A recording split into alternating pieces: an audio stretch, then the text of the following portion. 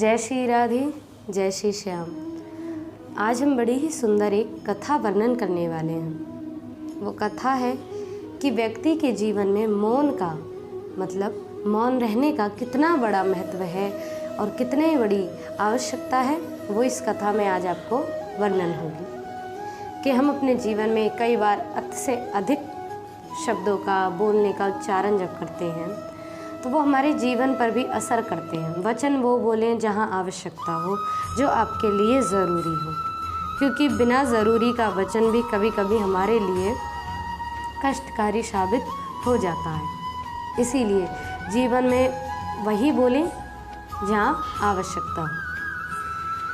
तो बड़ा ही दिव्य वर्णन है कि एक बार एक गुरु और शिष्य, अब एक आश्रम पर एक गुरुजी रहा करते थे और उनके एक शिष्य रहा करते थे। अब वो शिष्य बड़े ही दिव्य थे। गुरुजी से कहा, प्रभु मैं तो संसार के बंधन से बिल्कुल मुक्त होना चाहता हूँ और कोई भी बंधन मैं अपने जीवन में नहीं स्वीकार करना चाहता। मैं तो संन्यास रूप धारण कर भक्ति ही करूँगा। गुरुजी ने कहा, अवश्य तुम्हें भक्ति प्राप्त होगी, और तुम उसे दीक्षा दे दी और शिष्यत्व अब में उस भाव में वो शिष्य रहने लगा। गुरुजी की सेवा किया करता, मंदिर की सेवा करता, आनंद से रहता। एक दिन गुरुजी के पास में कोई व्यक्ति आया तो गुरुजी ने उसे आशीर्वाद दे दिया कि तुम्हें पुत्र प्राप्त हो, पुत्र भवा, कि पुत्र प्राप्ति का जब उसे वर दे दिया तो बड़ा ही वो प्रसन्न हुआ। अब तो इस दृश्य को शिष्य ने देखा। अब गुरुजी एक दिन ध्यान समाधि में बैठ गए और शिष्य से कहा, कोई भी आए तो उसको बड़े अच्छे से बिठा लेना और सेवा पानी थोड़ी कर देना, क्योंकि मंदिर पर कोई आए, हमसे मिलने कोई आए तो सबसे एक अतिथि भाव, सेवा भाव रखना चाहिए। और कहा कि आशीर्वाद दे देना। अब गुरुजी ने ये तो नहीं कहा था कि पूर्ण ही दिव्य आशीर्वाद देना। तो उस समय गुरुजी जब ध्यान में थे तो उस समय आए थे राजा। अब जैसे ही राजा आए, अब राजा के उस समय कोई संतान नहीं थी, बड़े परेशान थे और संत के पास आए ही संतान प्राप्ति के लिए थे। शिष्य बोले कि हमारे गुरुजी तो ध्यान में हैं, बाकी आपको पुत्र प्राप्ति का वर प्राप्त होगा, आपको पुत्र प्राप्त होगा, हम ऐसा आशीर्वाद आपको देते हैं। गुरुजी की तरफ से आशीर्वाद शिष्य ने दे दिया। अब राजा गए और इधर गुरुजी की समाधि खुली। गुरुजी ने पूछा, कोई आया था? बोले, प्रभु राजा आए थे और हमने उन्हें पुत्र प्राप्ति का वर दे दिया। अब तो गुरु महाराज कहने लगे कि अरे देखकर तो दिया करते कि उस राजा के तो कोई 7 जन्म तक संतान ही नहीं है। अब संतान नहीं है तो उसे संतान होगी कैसे? तो बोले, प्रभु क्या करें? बोले, क्या करें? अब तुमने वर दिया है तो तुम अब मरो और मर करके उस रानी के गर्भ से जन्म लो। बोले, गुरुजी मुझे मरना पड़ेगा, मैं तो संत रूप में जीवन जीना चाहता हूँ। अब उसने कहा, तुमने उच्चारण किया, मौन रहती तो शायद कुछ ना होता, लेकिन तुम बोले और इस कारण से अब तुम्हें मरना पड़ेगा और उस रानी के गर्भ से जन्म लेना पड़ेगा, अन्यथा आशीर्वाद मिथ्या कहलाएगा। बोले, गुरुजी जैसी आपकी आज्ञा। वो मरा और मर करके शिष्य ने रानी के गर्भ से जन्म लिया। राजा बड़ा प्रसन्न हुआ कि संत की कृपा से मुझे पुत्र प्राप्ति हो गई। लेकिन अब उस शिष्य को प्रभु कृपा से और गुरु कृपा से पूर्व जन्म का स्मरण था। अब जन्म तो ले लिया, लेकिन ना रोए ना बोले, कोई शब्द उच्चारण ना करे। क्यों ना करे? तो उसके मन में जो भय था वो भय बन गया। भय क्या था? भय मन में ये था कि मैं बोला तो मैं मरा, कि ना मैं बोलता और ना मुझे मरना पड़ता, तो मैं बोला तो मैं मरा। अब मन में इतना भय, कभी बोले ना। 6-7 वर्ष बीत गए। राजा बड़े परेशान, पुत्र तो हुआ पर बोलता नहीं है, मूकम है, मूक है, कोई उच्चारण नहीं करता, कोई शब्द नहीं करता, क्या करे? राजा बड़े दुखी रहा करते, परेशान रहा करते। तो राजा ने मन में विचार किया और कहा कि जाओ मेरे पुत्र को थोड़ा बाग बगीचे में भ्रमण कराया करो, क्या पता थोड़ा एक कहते हैं ना प्राकृतिक भाव से, प्राकृतिक सिद्धता से कुछ उच्चारण करने लगे। अब राजा के जो सिपाही सैनिक जाया करते और राजकुमार को वन में बागों में भ्रमण कराया करते। अब भ्रमण कराया करते तो अब क्या दिव्य लीला हुई कि जैसे ही भ्रमण करा रहे थे, क्या देखा कि एक मोर बैठा हुआ था वन में किसी वृक्ष पर। अब वृक्ष पर मोर बैठा हुआ था और उसके नीचे एक शिकारी डोल रहा था कि कोई पक्षी या कोई पशु मुझे मिल जाए तो मैं उसका शिकार कर लूँ। इस दृश्य को वो राजकुमार पीछे से देख रहा था। क्या देखा कि जैसे ही मोर ने हल्की सी हरकत करी और हल्का सा शब्द मोर ने कहा, मोर ने बोला, जैसे ही बोला कि तुरंत शिकारी ने उसे तीर मारकर घायल कर दिया। अब तो इस दृश्य को राजकुमार ने देखा और क्या कहा, मैं बोला तो मैं मरा, मोरा बोला मोरा मरा।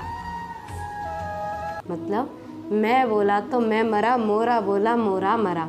कि सुनकर चौंक गई। अब सैनिक ने सुना कि अरे राजा के पुत्र तो बोलते हैं।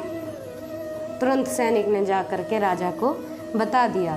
जैसे ही घूम घाम कर आए, राजा से कहा, महाराज बड़ी दिव्य लीला हुई, आपके राजकुमार तो बोलते हैं। राजा सुनकर आश्चर्यचकित राजा ने कहा कि ऐसा कैसा, मेरा राजकुमार तो नहीं बोलता, इतने वर्षों से नहीं बोला, 12 वर्ष हो गए। बोले, प्रभु मैंने खुद बोलते हुए सुना है, मैं बोला तो मैं मरा, मोरा बोला तो मोरा मरा। प्रभु इन्होंने कहा है, मोरा यानी मोर बोला तो मोर मरा। अब तो सैनिक ने कहा कि देख, अगर मेरे पुत्र ने बोला तो अवश्य ही मैं तेरी जान बख्श दूंगा, लेकिन अगर कुछ नहीं बोला तो तुझे प्राण दंड मिलेगा। सैनिक तैयार हो गया। अब इधर कुछ बोले ना, राजकुमार जब कुछ ना बोले, राजा परेशान, दूर दूर के वैद्य इत्यादि सब बुलाए कि कुछ बोले, पर कुछ ना बोले। अब राजा ने उस सैनिक को जैसे ही प्राण दंड दिलवाए, अब तो राजकुमार फिर बोले, मैं बोला तो मैं मरा, मोरा बोला तो मोरा मरा, और तू बोला तो तू मरा। अब तो पूरी सभा ने ये शब्द सुने कि राजकुमार तो फिर बोले। अब राजा सुनकर आश्चर्यचकित, और राजा कहे, प्रभु ये क्या लीला हो रही है, अपने पुत्र से कहें इसका अर्थ क्या है, बेटा कुछ तो बोलो, सिर्फ इतना बोलते हो, मैं बोला तो मैं मरा, तू बोला तो तू मरा, वो बोला तो वो मरा। प्रभु इसका अर्थ है क्या? बार बार मन में विचार किया, कहीं मेरा पुत्र कोई दिव्य पुत्र ना हो। सोचा कि जब जहाँ से ये पुत्र प्राप्त हुआ है अब वहीं चलते हैं। उसी संत की कुटिया में गए। अब संत के पास जाकर के पूछा कि प्रभु आपकी कृपा से आपके शिष्य ने और आपकी तरफ से मुझे एक पुत्र प्राप्ति का आशीर्वाद दिया था, और उस पुत्र को मैं आपके पास लेकर के आया हूँ। संत ने जैसे राजकुमार को देखा तो अपने शिष्य को पहचान गए। मन में विचार किया कि बेटा तुमने तो जन्म ले लिया। अब इशारों में अब संत कहें कि प्रभु क्या लीला है राजा से, तो कहें प्रभु ये बोलता नहीं, सिर्फ इतना बोला, मैं बोला तो मैं मरा, वो बोला तो वो मरा, तू बोला तो तू मरा। अब इसका क्या अर्थ है? और प्रभु कुछ कृपा करें कि मेरा पुत्र और कुछ भी बोले, उच्चारण करे। संत ने कहा, अवश्य ही तुम्हारा पुत्र बात करेगा, बोलेगा, परंतु अगर तुम अपने पुत्र को बुलवाना चाहते हो तो मुझे अपने पुत्र का त्याग करना पड़ेगा। बोले ठीक है। अब जाकर के कहा, राजकुमार से संत ने बात करी और पूछा, बेटा क्या बात है, क्यों नहीं बोलते, इतना भय क्या है, किस बात का है? बोले, गुरुजी अगर मैं बोला तो इस राजपाट में फंस जाऊंगा, और मैं शुरू से ही इस संसार में फंसना नहीं चाहता। उस शिष्य ने कि प्रभु यदि आप मुझे अपनी शरण में लेते हैं तो ही मैं कुछ बोलने को तैयार हूँ। अब संत ने कहा, राजन तुम्हें अपने पुत्र का त्याग करना पड़ेगा तो ही ये पुत्र बोलेगा। बोले, प्रभु त्याग कर दिया पर कुछ बोले तो सही। उस समय शिष्य ने कहा कि राजन मैं आपका पुत्र वो नहीं जो आपको प्राप्त हुआ है, मैं तो वो शिष्य हूँ जिस शिष्य ने आपको पुत्र प्राप्ति का आशीर्वाद दिया था।